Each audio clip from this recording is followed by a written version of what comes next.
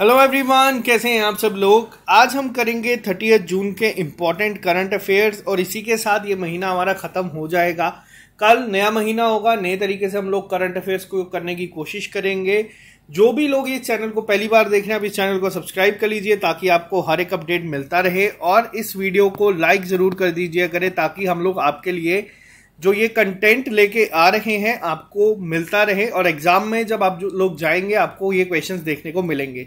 तो एक quick reminder आप लोगों को मैं यहाँ पे दे दूं, हम लोग वीकली टेस्ट करते हैं। यहाँ पे हर हफ्ते के जो संडे होता है तब यहाँ पे टेस्ट होता है। 4 जुलाई को आप लोगों का फाइनेंस अकाउंट असिस्टेंट का टेस्ट होगा, लेकिन साथ ही साथ में जो हमने हफ्ते के पूरे करंट अफेयर्स किए होते हैं उसका भी आपका वीकली टेस्ट होता है।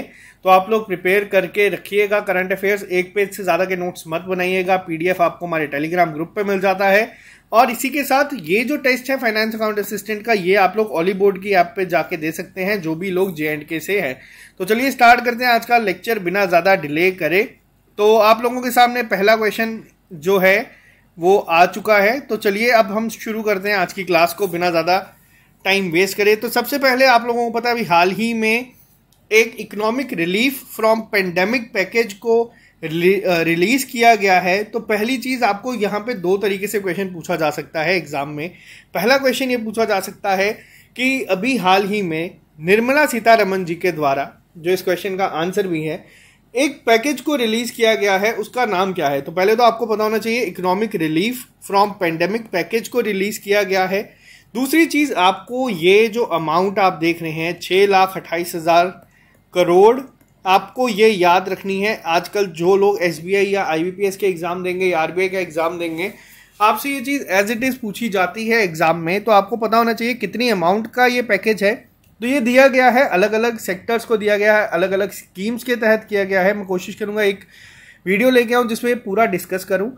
तो ये कोविड-19 के तहत जितने भी बिजनेसेस को इफेक्ट हुआ है या जिनको नुकसान पहुंचा है उनके लिए है राहत पैकेज, आप कह सकते हैं economic relief for pandemic package, ये रिलीज किया गया है। अब क्वेश्चन यहाँ पे ये बनता है, निर्मला सीतारमण आप लोगों को बताया कि हमारी फाइनेंस मिनिस्टर हैं। बहुत सारे सेक्टर्स में ये अमाउंट डिवाइड की गई है, ऐसा नहीं है कि एक ही सेक्टर इस तरीके से आ गया है। लोन गारंटी स्कीम दी जाती है, इमरजेंसी क्रेडिट लाइन दी जाती है, इसके साथ न्यू स्कीम दी जाती है पब्लिक हेल्थ के लिए। तो ये काफ़ी सारी थी। अब यहाँ पे क्वेश्चन आप लोगों के लिए मैं पूछता हूँ, निर्मला सीतारमण हमारी फाइनेंस मिनिस्टर हैं, ये सब लोगों को पता है, लेकिन आप लोगों को कमेंट बॉक्स में लिख के बताना है कि हमारे मिनिस्टर ऑफ स्टेट इस समय कौन है फाइनेंस डिपार्टमेंट में। तो ये आप लोगों के लिए होमवर्क है। उनके हिंट मैं आपको देता हूँ, उनकी कॉन्स्टिट्यूंसी हमीरपुर है जो कि हिमाचल प्रदेश में है। तो चलिए बात करते हैं यहाँ पे क्वेश्चन नंबर 2 के ऊपर। अभी हाल ही में 3rd डेवलपमेंट कोऑपरेशन टॉक हुई है रिसेंटली बिटवीन इंडिया और किस कंट्री के बीच में, जिसके तहत काफ़ी सारे प्रोजेक्ट्स को लाने की बात की गई है। तो यहाँ पे आप देख सकते हैं भूटान के साथ ये की गई है। पहले तो ये आपको बता दूं, भूटान के साथ अभी हाल ही में इंडिया ने एनवायरनमेंट के रिलेटेड एक MOU साइन किया था। तो ये आप लोगों को पता होना चाहिए, हम लोगों ने ये डिस्कस किया था। एग्रीकल्चर सेक्टर की अगर हम बात करें, एग्रीकल्चर के लिए फिजी के साथ किया गया है। वहीं भूटान के साथ अभी 3rd डेवलपमेंट कोऑपरेशन टॉक की गई है, जिसके तहत इंडिया की तरफ से लीड किसने किया है, तो इंडिया की तरफ से गए थे राहुल छाबड़ा जी। ऐसा नहीं है कि आप लोग फोटो देख के बोलेंगे प्रधानमंत्री नरेंद्र मोदी जी गए थे। ये सेक्रेटरी हैं इस समय इकोनॉमिक रिलेशंस के। और भूटान की तरफ से जो मिनिस्ट्री ऑफ एक्सटर्नल अफेयर्स हैं भूटान के, किंगा सिंगी जी, इनका नाम आपको याद नहीं रखना लेकिन फिर भी मैं आपको बता रहा हूँ, इन्होंने रिप्रेजेंट किया था। तो इसके तहत बात की गई है, इंडिया ने कमिट किया कि 4500 करोड़ रुपीस दिए जाएंगे इम्प्लीमेंटेशन ऑफ डेवलपमेंट प्रोजेक्ट्स के लिए। तो भूटान की कैपिटल है थिम्पू, आप लोगों को मैंने पहले भी ये बताया था। इसी के साथ अगर मैं बात करूँ नेपाल, आप लोग यहाँ देख रहे हैं नेपाल की कैपिटल है काठमांडू, जहाँ पे एक हमारी रीजनल जो इंपॉर्टेंट ऑर्गेनाइजेशंस आती हैं उनका हेडक्वार्टर है, जिसका नाम है सार्क। आपको सरवत मैम ने इस पे लेक्चर दिया था पूरा। बांग्लादेश की कैपिटल है यहाँ पे ढाका, और चाइना की कैपिटल है यहाँ पे बीजिंग। आपको ये कैपिटल साथ साथ में मैं हर एक करंट अफेयर के साथ करवाऊंगा ताकि आपको याद हो जाए। बात करते हैं नेक्स्ट क्वेश्चन के ऊपर। अभी हाल ही में किसने UN के साथ यानी कि यूनाइटेड नेशन के साथ मिलकर होस्ट की है नेशनल कन्वेंशन और prevention of obesity in new Delhi. अब पहली चीज आपको ये समझना है, एग्जाम में क्वेश्चन किस फॉर्म में पूछा जाएगा। एग्जाम में क्वेश्चन आपको इस तरीके से पूछा जाएगा। पहले इसका आंसर मैं बता दूं, नीति आयोग ने किया है। नीति आयोग ने आपके साथ एग्जाम में पूछा जा सकता है। नीति आयोग ने अभी हाल ही में एक कन्वेंशन किया है, नेशनल कन्वेंशन, जिसके तहत जो मोटापा है उसको किस तरीके से रोका जाए बच्चों के बीच में, उस पर एक मीटिंग हुई है पूरा प्रॉपर। तो ये किसके साथ किया गया है? ऑप्शन में हो सकता है आपको यूनाइटेड नेशन, WHO इस तरीके से दे दिया जाए। तो आपको याद रखना है नीति आयोग और यूनाइटेड नेशन ने किया है। किसके लिए किया है ये आपको पूछा जाएगा। प्रिवेंशन ऑफ ओबेसिटी कहाँ पे किया गया है ये भी आपको याद रखना है। ये न्यू दिल्ली में किया गया है, तो आपके लिए काफ़ी ज़्यादा इंपॉर्टेंट हो जाता है ये एग्जाम पॉइंट ऑफ व्यू से, बहुत ही ज़्यादा इंपॉर्टेंट हो जाता है। किसने किया है, किसके साथ किया है और कहाँ पे किया है, ये तीनों चीज़ें आपको हमेशा याद रखनी है। ऐसा नहीं है ऑप्शन में मैं यहाँ पे नीति आयोग पूछ रहा हूँ तो एग्जाम में भी पूछा जाए, आपको यूनाइटेड नेशन भी याद रखना है।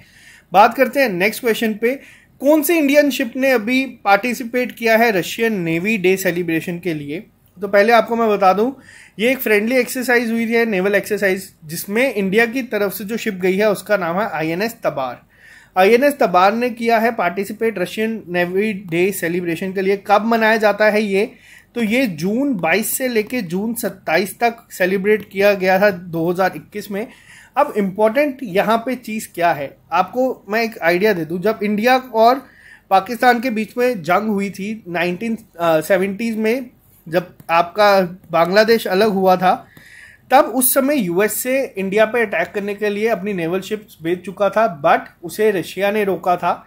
इसी की वजह से आप लोग यहाँ पे देख रहे हैं इंडिया जो पाकिस्तान के दो अलग अलग हिस्से हुए हैं वो इसी चीज़ की वजह से हुए थे। रशिया अगर उस समय हेल्प नहीं करता, और उसी तरीके से जो फ्रेंडली नेचर है उसको काफ़ी ज़्यादा बढ़ावा देने के लिए ये सब चीज़ें की जाती हैं। रशिया किसका मेंबर है? रशिया आपके ब्रिक्स का भी मेंबर है।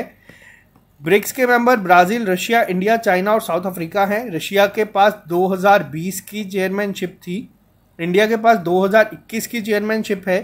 तो ये आपको छोटी छोटी चीज़ें याद रखनी है। बात करते हैं क्वेश्चन नंबर 5 के ऊपर, कौन सी कंट्री ने अभी लॉन्च किया है हाल ही में world largest Baihetan hydro power station? आपको ये नाम भी याद रखना है, आपको ये भी याद रखना है कि ये किसके द्वारा किया गया है। तो ये किया गया है चाइना के द्वारा। साइंस एंड टेक में मैक्सिमम चीज़ें जो नई होती हैं या जो वर्ल्ड की लार्जेस्ट होती है उसका आंसर मैं आपको बता दूं चाइना ही होता है। कभी आपको एग्जाम में अगर गेस भी करना पड़े चाइना करके आना, क्योंकि चाइना साइंस टेक्नोलॉजी में काफ़ी एडवांस हो चुका है।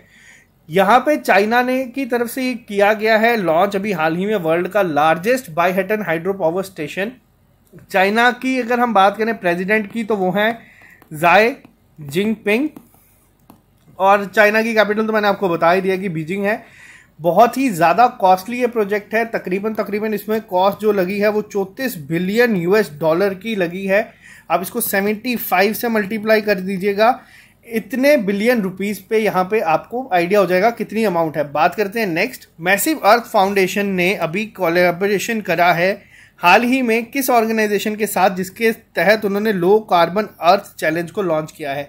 वापस से ये क्वेश्चन दो तरीके से आपसे एग्जाम में पूछा जा सकता है। पहला, इसका आंसर आप लोग यहाँ देख सकते हैं, यूनाइटेड नेशन एनवायरनमेंट प्रोग्राम ने किया है हाल ही में मैसिव अर्थ फाउंडेशन के साथ, जिसके तहत लो कार्बन जो है अर्थ चैलेंज को लॉन्च किया गया है, जिसके तहत कोशिश ये की जाएगी, पहले तो ये एशिया पैसिफिक के लिए किया गया है, इतना आपको बता दूं। दूसरी चीज़, कोशिश ये की जाएगी कि जो आपका जितना भी कार्बन का यूज़ होता है उसको कम किया जाए आपके डेली लाइफस्टाइल में। तो ये एक चैलेंज के रूप में लेके आया जाएगा। इम्पॉर्टेंट ये क्यों है? क्योंकि ये जो आप देख रहे हैं मैसिव अर्थ फाउंडेशन है, ये कहाँ की एक नॉन प्रॉफिट ऑर्गेनाइजेशन है, तो ये इंडिया की है, न्यू दिल्ली में इसका हेडक्वार्टर है, इसीलिए इंपॉर्टेंट है। एग्जाम में ये भी पूछा जा सकता है कि UNEP ने हाल ही में किसी के साथ मिलके लो कार्बन अर्थ चैलेंज को लॉन्च किया है, तो वो कौन है, ये किसके साथ किया गया है? ये किया गया है UNEP के ने मैसिव अर्थ फाउंडेशन के साथ। अब एक और क्वेश्चन काफ़ी इंपॉर्टेंट, और ये 2 से 3 बार मैंने खुद एग्जाम में देखा है आते हुए।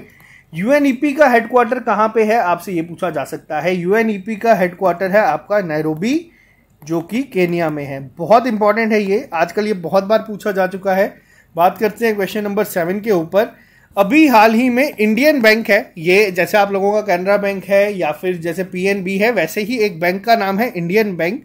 तो ये मत सोचिएगा कि यहाँ पे इंडियाज बैंक लिखा है। इंडियन बैंक ने अभी हाल ही में MSME प्रेरणा लॉन्च की है। पहली चीज आपको बता दूं, ये जो प्रेरणा ऐप है, ये प्रेरणा जो प्रोग्राम है एमएसएमई का, ये बहुत पुराना है। ये पिछले साल शायद से इंडियन बैंक ने लॉन्च किया था, बट एमएसएमई प्रेरणा लॉन्च किया गया है महाराष्ट्र में। आपको बताना है कि किसके साथ या किसने इसको लॉन्च किया है। तो ये किया गया है आपका नितिन गडकरी जी के द्वारा। अब गडकरी जी के द्वारा ये क्यों किया गया है, आप लोग सोचेंगे कि ये हमारे ministry of road and transport highways ministers हैं, इसी के साथ साथ ये हमारे एमएसएमई मिनिस्टर भी हैं। तो ये दोनों चीज़ें आपको याद रखनी है। इनकी कॉन्स्टिट्यूएंसी कहाँ पे है? नितिन गडकरी की कॉन्स्टिट्यूएंसी है आपकी नागपुर में, जो कि महाराष्ट्र में है। इंडियन बैंक के बारे में मैं आपको बता दूं, इनका हेडक्वार्टर कहाँ पे है? इनका हेडक्वार्टर है चेन्नई में। याद करने की ट्रिक क्या है, जो दो ही बैंक है जो इंडियन से शुरू होते हैं, एक इंडियन बैंक है और एक होता है आपका इंडियन ओवरसीज बैंक। तो इन दोनों के जो हेडक्वार्टर है वो चेन्नई में है, चेन्नई तमिलनाडु में है, आपको इतना तो पता होगा। इसी के साथ साथ इनकी टैगलाइन आजकल पूछी जाती है, तो इनकी टैगलाइन है योर ओन बैंक। तो ये आपको इतना याद रखना है। बात करते हैं क्वेश्चन नंबर 8 के ऊपर। अभी हाल ही में किसने कहा है, कौन सी कंट्री ने कहा है कि वो एक एड देगी इंडिया को for building of cold chain facilities for safe storage of vaccine. अभी आप लोग देखते हैं कि वैक्सीन के लिए काफ़ी ज़्यादा चीज़ें चलती है, न्यूज़ में है। जापान बहुत हेल्प कर रहा है इंडिया की हर एक चीज़ में, फिर वो आपकी बायलेटरल या ट्राइलेटरल एक्सरसाइजेज हो, इटली, इंडिया और चाइना के बीच में, जापान के बीच में, या फिर जो बायलेटरल एक्सरसाइजेज हो जिसके तहत जो इंडियन ओशन है वहाँ पे एक स्ट्रेटेजिकली इंडिया को स्ट्रांग बनाया जाए चाइना के अगेंस्ट। टारगेट उसका हमेशा पीस ही रखा जाता है, जो एक टाइटल होता है। तो लेकिन कितनी अमाउंट कहा गया है जो जापान देगा, वो है आपके अप्रॉक्सीमेट 9.3 मिलियन $।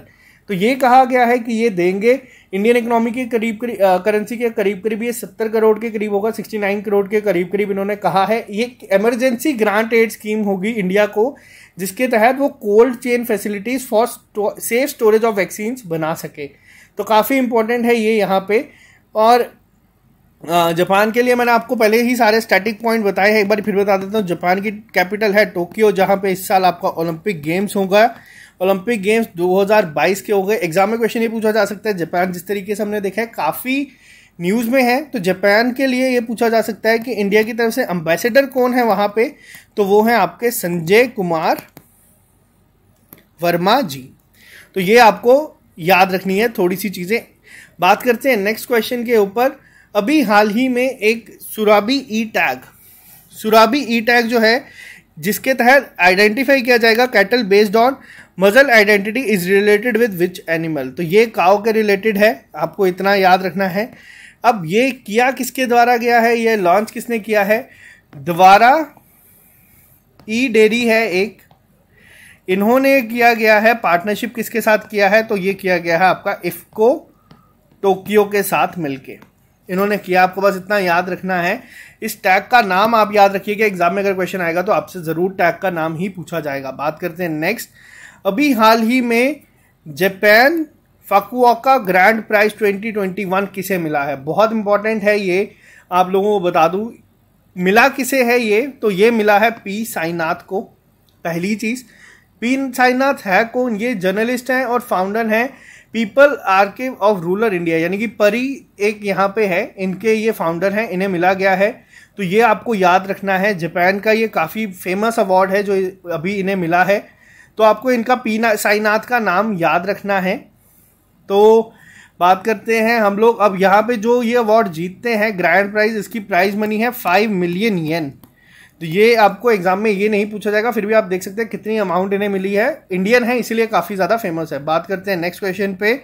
अभी हाल ही में इलेक्शन कमिश्नर किसे बनाया गया है? डेप्यूटी इलेक्शन कमिश्नर किसे अपॉइंट किया गया है? बहुत ही ज़्यादा इंपॉर्टेंट है आपके एग्जाम पॉइंट ऑफ व्यू से।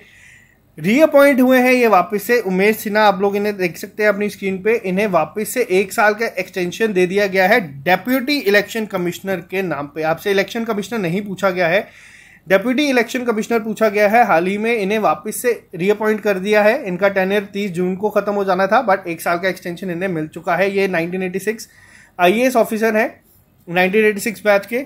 तो बात करते हैं नेक्स्ट क्वेश्चन पे। बहुत इंपॉर्टेंट है आज की डेट, आज का आपका मोस्ट इंपॉर्टेंट क्वेश्चन, क्योंकि ये विमेन है, स्पोर्ट्स कैटेगरी से हैं और इन्होंने बहुत ही बड़ी अचीवमेंट की है। आप लोग यहाँ पे जिन्हें देख रहे हैं इनका नाम है दीपिका कुमारी। आपसे एग्जाम में क्वेश्चन ये भी पूछा जा सकता है कि दीपिका कुमारी किस स्पोर्ट से रिलेटेड है, तो ये आर्चरी से रिलेटेड है। इन्होंने हैट्रिक करी है गोल्ड मेडल्स की in archery world cup stage 3, तो बहुत इंपॉर्टेंट है। और वापस से इन्होंने जो अपना वर्ल्ड रैंकिंग थी, वर्ल्ड रैंक 1 थे, वापस से इसको क्लेम करा है, बहुत ज्यादा इंपॉर्टेंट है। और ये इकलौती इस बार इंडियन वुमेन आर्चर है जो कि टोक्यो ओलंपिक्स में इंडिया को रिप्रेजेंट करेंगी, तो इनसे बहुत ज्यादा उम्मीदें थी और ये काफी एक अच्छी चीज आती है जब इस तरीके के आते हैं। और हम उम्मीद करते हैं कि इस बार गोल्ड लेके आए। वर्ल्ड आर्चरी फेडरेशन का हेडक्वार्टर कहां पे है, तो वो है लॉसेन, स्विट्जरलैंड में। तो ये भी आपको याद रखना है। मैं साथ साथ आपको हेडक्वार्टर इसलिए बता दूं ताकि आपको याद रहे। बात करते हैं नेक्स्ट क्वेश्चन के ऊपर। अभी हाल ही में आप लोगों को पता है नेशनल स्टैटिस्टिक्स डे को मनाया गया है। ये कब मनाया जाता है, तो ये मनाया गया है आप लोगों का जून 29 को। पहली तो आपको ये चीज याद रखनी है। ये किसकी बर्थ एनिवर्सरी के रूप में मनाया जाता है, तो ये मनाया जाता है पीसी महालनोबिस के बर्थ एनिवर्सरी पे, जिनको फादर ऑफ इंडियन स्टैटिस्टिक्स भी कहा जाता है। वो one of the most important question, अगर हो सके जेकेएसएसबी, हो सकता है जेकेएसएसबी कभी आपसे यही पूछ ले एग्जाम में, तो आपको ये याद रखना है कि फादर ऑफ इंडियन स्टैटिस्टिक्स किसे कहा जाता है, तो ये कहा जाता है पीसी महालनोबिस को। इनका बर्थ एनिवर्सरी होती है 29 जून को, इसीलिए ये ऑब्जर्व किया जाता है। तो ये थे आज आपके इंपॉर्टेंट करंट अफेयर्स। 30 जून के कल से नया महीना शुरू होगा जुलाई का। नए करंट अफेयर्स आप लोगों के लिए हम लेके आएंगे। आई होप आपको ये लेक्चर जो हम पढ़ाते हैं समझ आ रहे होंगे और आपको कहीं ना कहीं कभी ना कभी एग्जाम में जरूर हेल्प करेंगे।